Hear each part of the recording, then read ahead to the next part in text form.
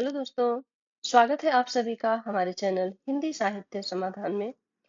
हम लोग आचार्य रामचंद्र शुक्ल का हिंदी साहित्य का इतिहास पढ़ रहे थे, जिसमें भक्ति काल को देख रहे थे हम लोग। सगुण धारा, ठीक, प्रकरण 4 पे थे हम लोग। सगुण धारा पढ़ रहे थे, राम भक्ति शाखा, जिसमें हमें गोस्वामी तुलसीदास जी को देखना था। आज हम गोस्वामी तुलसीदास जी को पढ़ेंगे। तो सबसे पहले आप क्लास को लाइक कर देंगे और अपने सभी दोस्तों के साथ इसे शेयर करेंगे। और अगर नए हैं तो हमारे चैनल को सब्सक्राइब कर लीजिए, जिससे हमारी सभी क्लासें आपको मिल सके, सभी का नोटिफिकेशन आपको मिल जाए। सभी क्लासें प्लेलिस्ट में ऐड हो चुकी हैं, वहां जाकर के आप सभी को सीरियल वाइज देख सकते हैं। तो चलिए शुरू करते हैं गोस्वामी तुलसीदास जी से।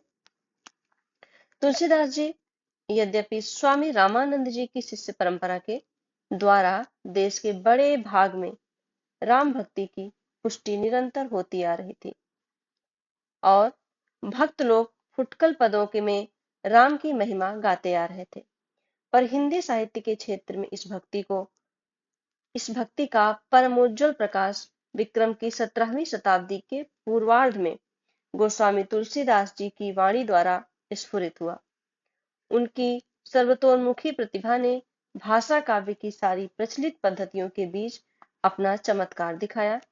सारांश यह कि राम भक्ति का वह परम विशद साहित्यिक संदर्भ इन्हीं भक्त शिरोमणि द्वारा संगठित हुआ, जिससे हिंदी काव्य की प्रौढ़ता के युग का आरंभ हुआ।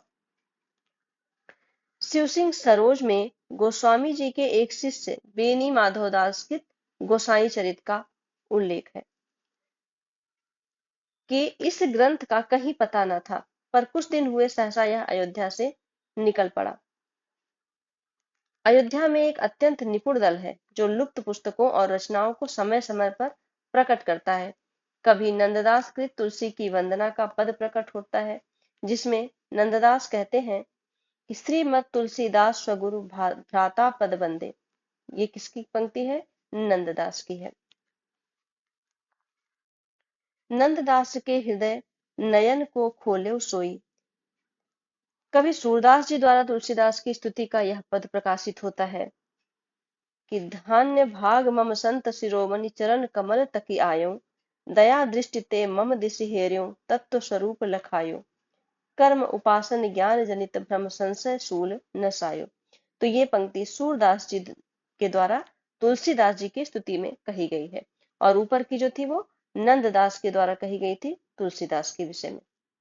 दोनों पंक्तियों का ध्यान रखेंगे। कर्म उपासन ज्ञान जनित भ्रम संशय शूल नसायो, सूरदास की पंक्ति,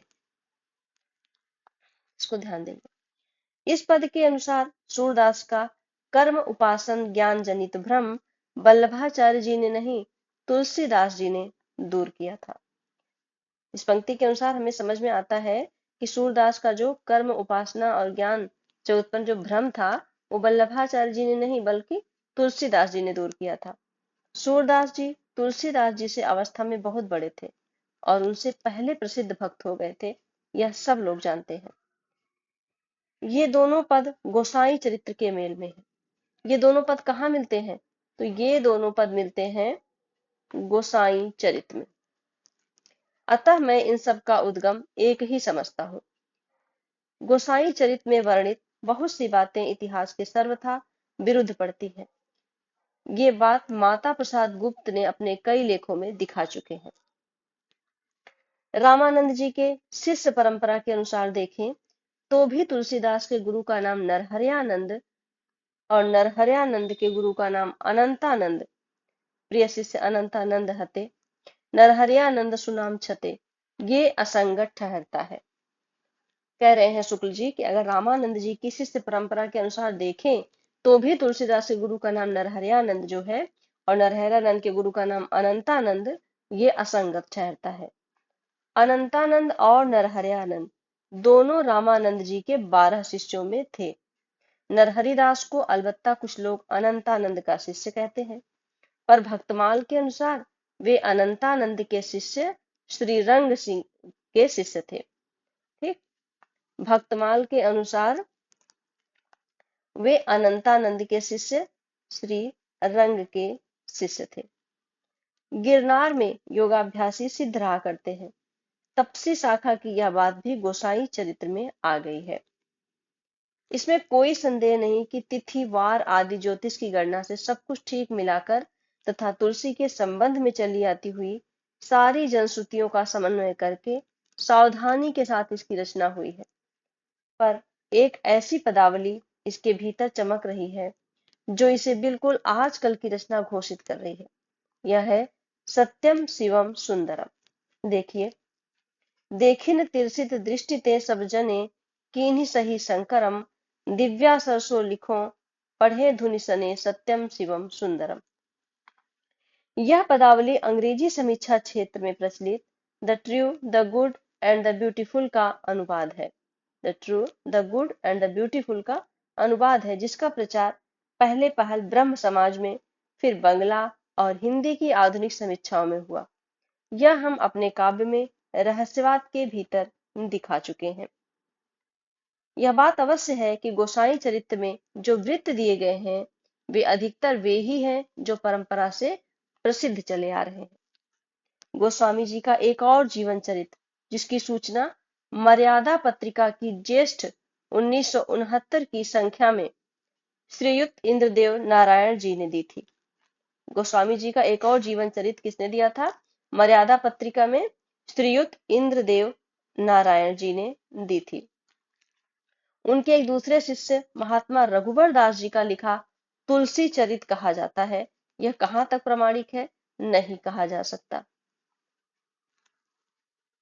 तो तुलसी चरित ये ग्रंथ किसका है? रघुवर दास जी का कहा जाता है। ठीक, रघुवर दास जी ने तुलसी चरित लिखा। दोनों चरितों के वृत्तांतों में परस्पर बहुत कुछ विरोध है। बाबा बेनी माधव दास के अनुसार गोस्वामी जी के पिता जमुना के किनारे दूबे पुरवा नामक गांव के दूबे और मुखिया थे और पूर्वज पत्योजा ग्राम से यहाँ आए थे। पर बाबा रघुवर दास के तुलसी चरित में लिखा है कि सरवार में मझौली से 23 कोस पर कसया ग्राम में गोस्वामी जी के प्रपितामह परशुराम मिश्र जो गाना मिश्र थे वे रहते थे। तीर्थाटन करते करते चित्रकूट पहुंचे और उसी ओर राजापुर में बस गए। उनके पुत्र शंकर मिश्र हुए, शंकर मिश्र के रुद्रनाथ मिश्र हुए और रुद्रनाथ मिश्र के मुरारी मिश्र हुए, जिनके पुत्र तुलाराम ही आगे चलकर भक्त चूड़ामणि गोस्वामी तुलसीदास जी हुए। तो ये किसने लिखा? ये कहने वाले हैं रघुवर दास जी। रघुवर दास जी ने तुलसी चरित में लिखा कि सरवार में मझौली से 23 कोस पर कसया ग्राम में गोस्वामी जी के प्रपितामह परशुराम मिश्र। तो ये प्रश्न भी बन सकता है कि गोस्वामी तुलसीदास के प्रपितामह परशुराम मिश्र का जिक्र किसने किया या उल्लेख किसने किया है? तो रघुवर दास जी ने किया है तुलसी चरित्र में। ठीक, और बेनी माधव क्या कहते हैं? बेनी माधव कहते हैं कि गोस्वामी के पिता जमुना के किनारे दूबे पुरवा नामक गांव के दूबे और मुखिया थे और इनके पूर्वज पत्योजा ग्राम से यहाँ आए थे। ये कथन है बेनी माधव दास जी का। आगे दोनों चरितों में गोस्वामी जी का जन्म संवत 1555 दिया हुआ है। दोनों में अगर हम देखें तो दोनों में ही इनका जन्म जो है वो संवत 1554 दिया हुआ है। और अगर हम इसको ईस्वी में कन्वर्ट करते हैं 57 वर्ष घटा के, तो ये हो जाता है 1497 ईस्वी। ठीक,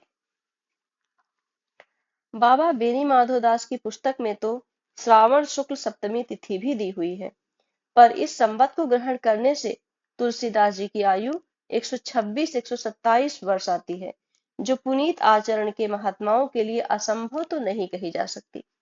शिव सिंह सरोज में लिखा है कि गोस्वामी जी संवत 1583 के लगभग उत्पन्न हुए थे। मिर्जापुर के प्रसिद्ध राम भक्त और रामायणी पंडित राम गुलाम द्विवेदी भक्तों की जनश्रुति के अनुसार इनका जन्म संवत 1589 मानते थे।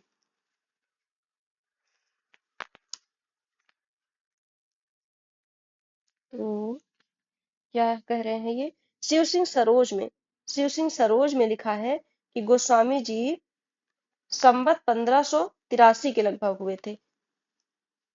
83 ईस्वी में हो जाएगा 1526 ईस्वी।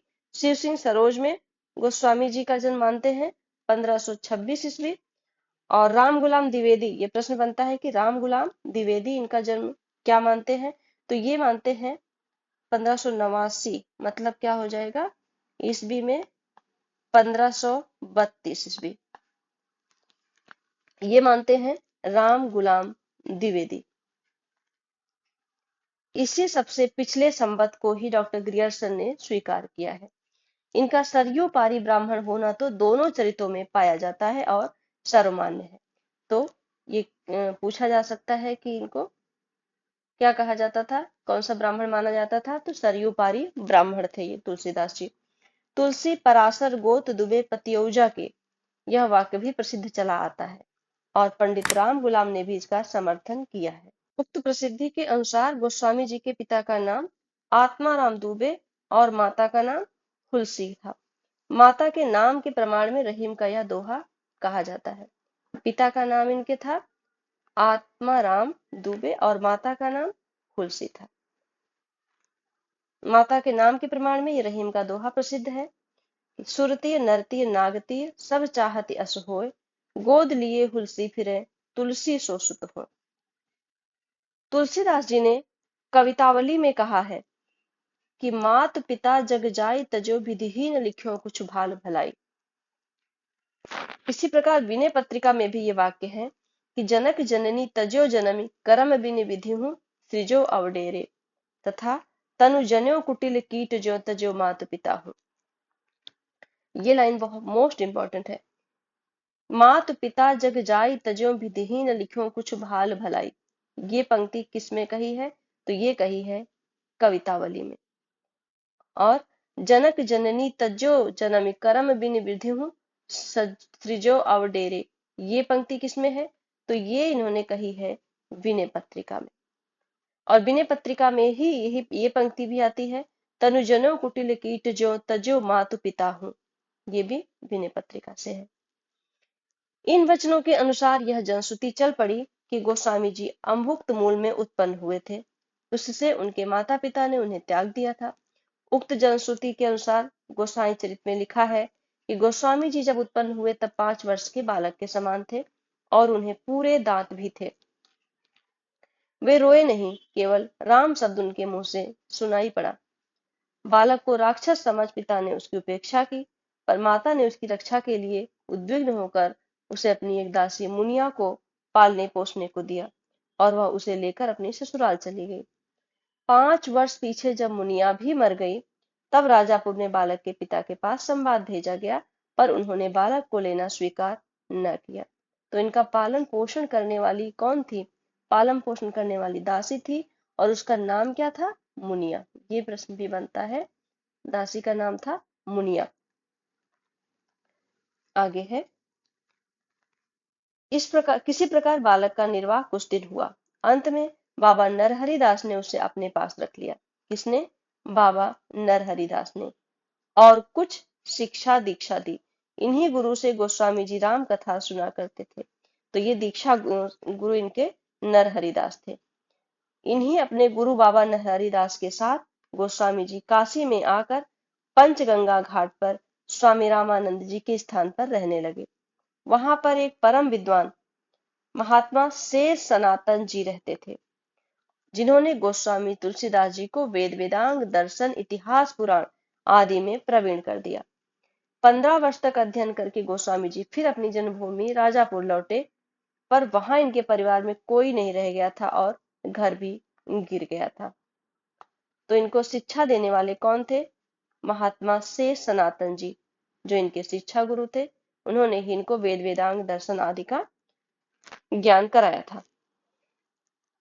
आगे है कि यमुना पार के एक ग्राम के रहने वाले भारद्वाज गोत्री एक ब्राह्मण यम द्वितीया को राजापुर में स्नान करने आए। कौन, भारद्वाज गोत्री एक ब्राह्मण थे, वो स्नान करने आए। उन्होंने तुलसीदास जी की विद्या विनय और शील पर मुग्ध होकर अपनी कन्या इन्हें ब्याह दी। इसी पत्नी के उपदेश से गोस्वामी जी का विरक्त होना और भक्ति की सिद्धि प्राप्त करना प्रसिद्ध है।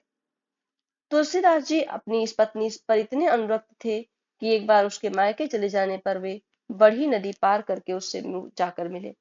स्त्री ने उस समय ये दोहे कहे, लाज न लागत आपको दौरे आयो साथ, धिक धिक ऐसे प्रेम को कहा कहो मैं नाथ। अस्थि चरो में देह मम तामे जैसी प्रीति, तैसो तैसी जो श्री राम मह होती न तो भव भीति। यह बात तुलसीदास जी को ऐसी लगी कि वे तुरंत काशी आकर विरक्त हो गए। इस वृत्तांत को प्रियादास जी ने भक्तमाल की अपनी टीका में दिया है और तुलसी चरित और गोसाई चरित में भी इसका उल्लेख है। गोस्वामी जी घर छोड़ने पर कुछ दिन काशी में, फिर काशी से अयोध्या जाकर के रहे। उसके पीछे तीर्थ यात्रा करने निकले और जगन्नाथपुरी, रामेश्वर, द्वारका होते हुए बदरिकाश्रम गए। वहां से ये कैलाश और मानसरोवर तक निकल गए। अंत में चित्रकूट आकर ये बहुत दिनों तक रहे, जहां अनेक संतों से इनकी भेंट हुई। इसके अनंतर संवत 1631 में अयोध्या जाकर उन्होंने रामचरितमानस का आरंभ किया और उसे 2 वर्ष 7 महीने में समाप्त किया। मोस्ट लाइन है, संवत 1631 में रामचरितमानस का इन्होंने आरंभ किया था और कितने दिनों में समाप्त किया? तो 2 वर्ष 7 महीने में इसे समाप्त किया था। ईस्वी में हम देखें, अगर इसको ईस्वी में कन्वर्ट करते हैं 1631 को, तो ये हो जाएगा 1574 ईस्वी। रामायण का कुछ अंश, कौन कौन सा अंश? विशेषता किष्किंधा कांड काशी में रचा गया। रामायण का जो रामचरितमानस का किष्किंधा कांड कहाँ रचा गया? काशी में। रामायण समाप्त होने पर ये अधिकतर काशी में ही रहा करते थे। वहां अनेक शास्त्रज्ञ विद्वान इनसे आकर मिला करते थे, क्योंकि इनकी प्रसिद्धि सारे देश में हो चुकी थी। ये अपने समय के सबसे बड़े भक्त और महात्मा माने जाते थे। कहते हैं कि उस समय के प्रसिद्ध विद्वान मधुसूदन सरस्वती से इनसे वाद हुआ था, जिससे प्रसन्न होकर इनकी स्तुति में यह श्लोक उन्होंने कहा था। तो शुक्ल जी बताते हैं कि विद्वान थे मधुसूदन सरस्वती, उन्हीं से इनका विवाद हुआ था, और विवाद नहीं हुआ था, कुछ वाद हुआ था, बातें हुई थी, जिससे प्रसन्न होकर के उन्होंने इनकी स्तुति में ये श्लोक कहा था। आनंद कानने कश्चित छमस तुलसी तरुः, कविता मंजरी यश राम भ्रमर भूषिता। तो ये किसने कहा? ये कहा मधुसूदन सरस्वती ने। ठीक, और ये शुक्ल जी इसका वर्णन करते हैं। गोस्वामी जी के मित्रों और स्नेहियों में नवाब अब्दुल रहीम खान खाना, महाराज मान सिंह, नाभाजी और मधुसूदन सरस्वती आदि कहे जाते हैं। रहीम से इनसे समय समय पर दोहों में लिखा पढ़ी हुआ करती थी। काशी में इनके सबसे बड़े स्नेही और भक्त भदैनी के एक भूमिहार जमींदार टोडर थे, जमींदार टोडर, जिनकी मृत्यु होने पर इन्होंने कई दोहे कहे हैं। टोडर की मृत्यु पर इन्होंने ये दोहे कहे कि 4 गांव को ठाकुरों मन को महामहीप, तुलसी या कलिकाल में अथ टोडर दीप, तुलसी राम स्नेह को सिर पर भारी भारू, टोंडर कांधा नहीं दियो सब कह रहे उतारो, राम धाम टोडर गए तुलसी भय असोच, जियबो मीत पुनीत बिनु यह जानी संकोच। गोस्वामी जी की मृत्यु के संबंध में लोग यह दोहा कहा करते हैं, संवत 1680 असी गंग के तीर, श्रावण शुक्ला सप्तमी तुलसी तजो शरीर। संवत 1680 गंगा घाट के तीर किनारे पर श्रावण शुक्ला सप्तमी तुलसी तजो शरीर। पर बाबा बेनी माधवदास की पुस्तक में दूसरी पंक्ति इस प्रकार है या कर दी गई है कि श्रावण शुक्ला तीज शनि तुलसी तजो शरीर। ये कहाँ कहा गया है? ये बाबा बेनी माधवदास की पुस्तक में दिया हुआ है, गोसाई चरित में। श्रावण कृष्णा तीज शनि तुलसी तजो शरीर। ठीक, यह ठीक तिथि है, क्योंकि टोडर के वंशज अब तक इसी तिथि को गोस्वामी जी के नाम सीधा दिया करते हैं। मैं पुनि निज गुरु सन सुनी कथा सुसूकर खेत को लेकर लोग गोस्वामी जी का जन्म स्थान ढूंढने एटा जिले के सोरो नामक स्थान तक सीधे पश्चिम दौड़े हैं। पहले पहल उसोर इशारा स्वर्गीय लाला सीताराम ने राजापुर के अयोध्या कांड के स्वसंपादित संस्करण की भूमिका में दिया था। सबसे पहले इशारा किसने किया था? तो स्वर्गीय लाला सीताराम ने। उसके बहुत दिन पीछे उसी इशारे पर दौड़ लगी और अनेक प्रकार के कल्पित प्रमाण शोरों को जन्मस्थान सिद्ध करने के लिए तैयार किए गए। सारे उपद्रव की जड़ है सूकर खेत, जो इस पंक्ति में आया है, सूकर खेत, जो भ्रम में सोरो समझ लिया गया। सूकर क्षेत्रा गोंडे के जिले में सरजू के किनारे एक पवित्र तीर्थ है, जहां आसपास के कई जिलों के लोग स्नान करने जाते हैं और मेला लगता है। तो आसपास के कई जिलों के लोग स्नान करने जाते हैं और मेला कहाँ पर लगता है? गोंडा जिले के सरजू के किनारे एक पवित्र स्थान है। जिन्हें भाषा की परख है उन्हें यह देखते देर न लगेगी कि तुलसीदास जी की भाषा में ऐसे शब्द जो स्थान विशेष के बाहर नहीं बोले जाते हैं, केवल दो स्थानों के हैं, चित्रकूट के आसपास के और अयोध्या के आसपास के। किसी कवि की रचना में यदि किसी स्थान विशेष के भीतर ही बोले जाने वाले अनेक शब्द मिले तो उस स्थान विशेष से कवि का निवास संबंध मानना चाहिए, ऐसा शुक्ल जी कहते हैं। इस दृष्टि से देखने पर यह बात मन में बैठ जाती है कि तुलसीदास जी का जन्म राजापुर में हुआ, जहां उनकी कुमार अवस्था बीती। तो शुक्ल जी तुलसीदास जी का जन्म कहाँ मानते हैं? राजापुर में मानते हैं। उनका जन्म राजापुर में मानते हैं शुक्ल जी। सरवरिया होने के कारण उनके कुल के तथा संबंधी अयोध्या गोंडा बस्ती के आसपास थे, जहां उनका आना जाना बराबर रहा करता था। विरक्त होने पर वे अयोध्या में ही रहने लगे। रामचरितमानस में आए हुए कुछ शब्द और प्रयोग नीचे दिए जाते हैं, जो अयोध्या के आसपासी बस्ती गोंडा आदि कुछ भागों में बोले जाते हैं। जैसे माहुर, माहुर को विष कहा जाता है। सरौ, कसरत को। फहराना या फरहराना मतलब प्रफुल्ल चित्त होना। सरव करहि पायक फहराई। फुर मतलब सच। अनभल ताकना, बुरा मानना। बुरा मानना मतलब जहिराउर अति अनभल ताका। ये पंक्ति आई हुई है मानस में। राउर, राउरे का मतलब आपको। जैसे पंक्ति ये भी आई है कि भलऊ कहत दुख राउरे ही लागा। रमा लही, रमा ने पाया। और कूटी, कूटी का मतलब दिल लगी या फिर उपहास। इसी प्रकार ये शब्द चित्रकूट के आसपास तथा बघेलखंड में भी, जहाँ की भाषा पूर्वी हिंदी या अवधी ही है, बोले जाते हैं। जैसे कुराय को ले लो, कुराय शब्द। वे गड्ढे जो करेल पोली जमीन बरसात के कारण जगह जगह पड़ जाते हैं। तो ये पंक्ति आई है ना, कांट कुराय लपेटन लोटन ठावई ठाव बुझाओ रे, विनय पत्रिका में आई है ये। सुआर, सुआर का मतलब सूपकार या फिर रसोइया। ये शब्द और प्रयोग इस बात का पता देते हैं कि किन किन स्थानों की बोली गोस्वामी जी की अपनी थी। आधुनिक काल के पहले साहित्य या काव्य की सर्वमान्य व्यापक भाषा ब्रज रही है, यह तो निश्चित है। भाषा काव्य के परिचय के लिए प्राय सारे उत्तर भारत के लोग बराबर इसका अभ्यास करते थे और अभ्यास द्वारा सुंदर रचना भी करते थे। ब्रज भाषा में रीति ग्रंथ लिखने वाले चिंतामणि, भूषण, मतिराम दास यानी भिखारी दास इत्यादि अधिकतर कवि अवध के थे और ब्रज भाषा के सर्वमान्य कवि माने जाते हैं। दास जी ने तो स्पष्ट व्यवस्था ही दी है कि ब्रज भाषा हेतु ब्रजवास ही न अनुमानो। ये भिखारी दास ने कहा है कि ब्रज भाषा हेतु ब्रजवास ही न अनुमानो, दास जी। पर पूर्वी हिंदी या अवधी के संबंध में यह बात नहीं है। अवधी भाषा में रचना करने वाले जितने कवि हुए हैं सब अवध या पूरब के थे।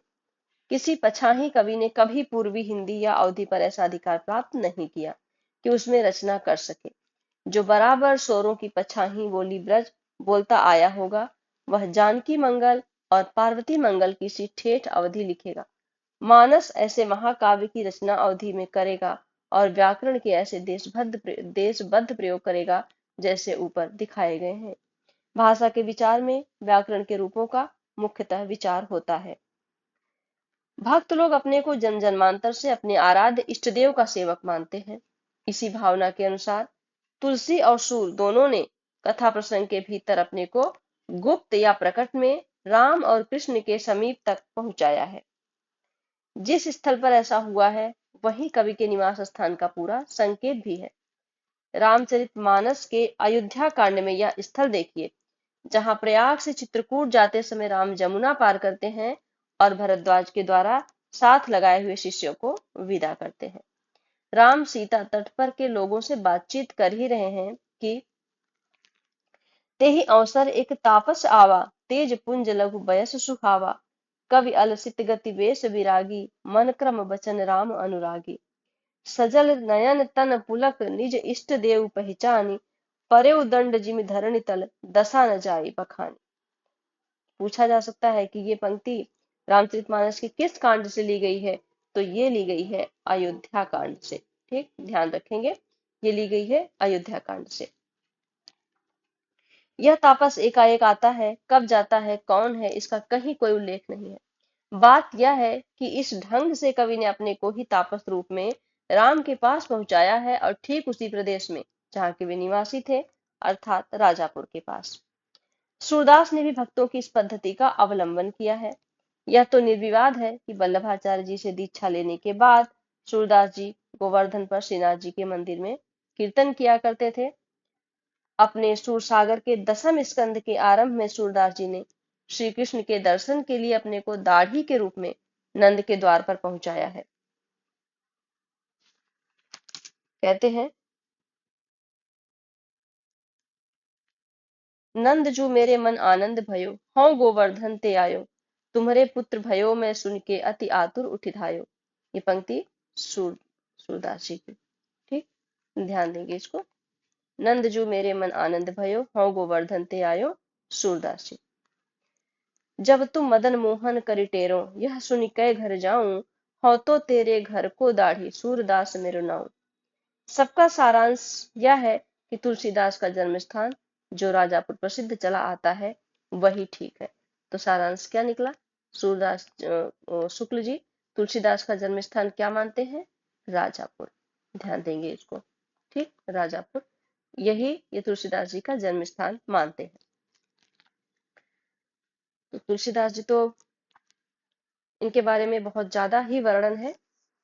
आज के लिए बस यहीं पर रोक देते हैं, आगे की क्लास हम फिर करेंगे, फिर मिलेंगे नेक्स्ट क्लास में। क्लास को अंत तक देखने के लिए आप सभी का बहुत बहुत धन्यवाद।